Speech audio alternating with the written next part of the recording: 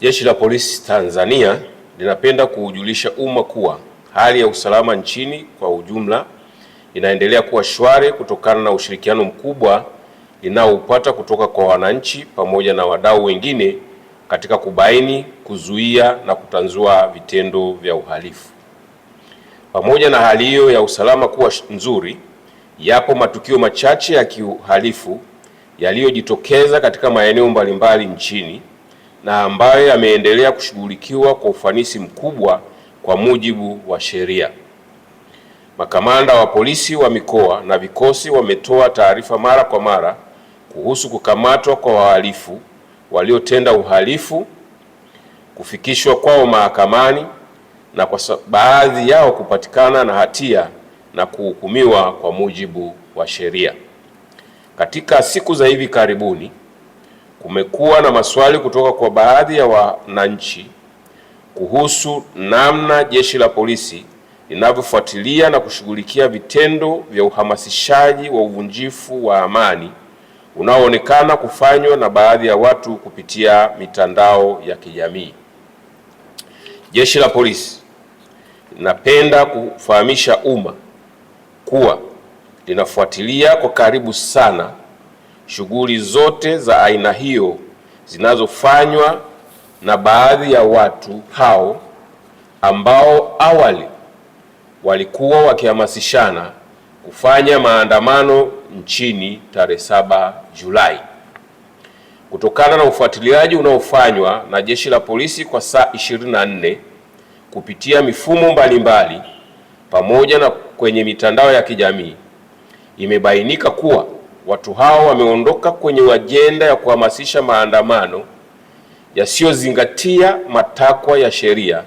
na sasa wanahamasishana kufanya vitendo vya uhalifu. Miongoni mwa vitendo hivyo ni kuhamasisha kufunga barabara, uchomaji moto wa shule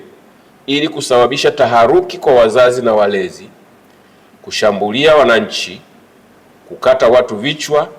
na kuua baadhi ya watu, kuharibu mali za umma na binafsi. Watu hao pia wamediriki kwenda mbali zaidi kwa kuhamasishana kupitia majukwaa mbalimbali ya mitandao ya kijamii kuvamia askari wa vyombo vya ulinzi na usalama kwa lengo la kuwapora silaha ili kuzitumia kufanya uhalifu wanaopanga. Jeshi la Polisi linapenda kusisitiza kuwa uhamasishaji wa uhalifu huo wa kijinai unaofanywa chini ya kivuli wanachokiita haki ya kufanya maandamano ya amani haukubaliki kwa sababu ni kinyume na sheria za nchi, misingi ya utawala wa sheria pamoja na mikataba ya kikanda na kimataifa na ni hatari kwa usalama wa nchi.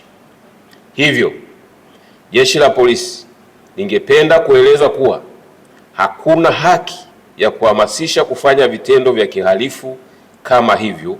vinavyokusudia kuhatarisha usalama wa maisha ya watu na mali zao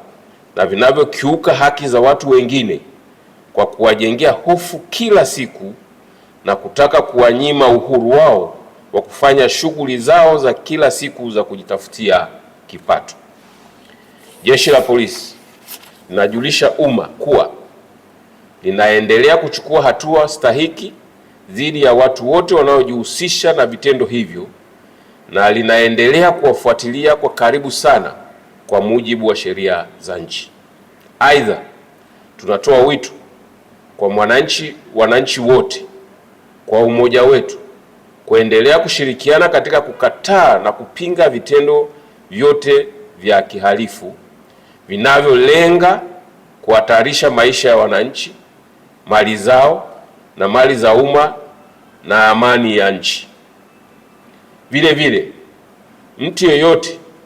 anayepokea ujumbe unaohamasisha uhalifu wa aina hiyo anashauriwa kutousambaza, bali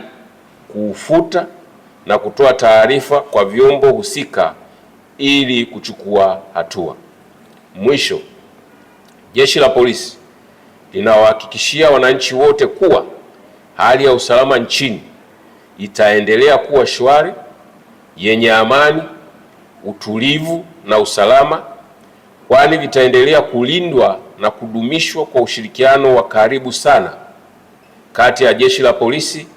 pamoja na vyombo vingine vya ulinzi na usalama.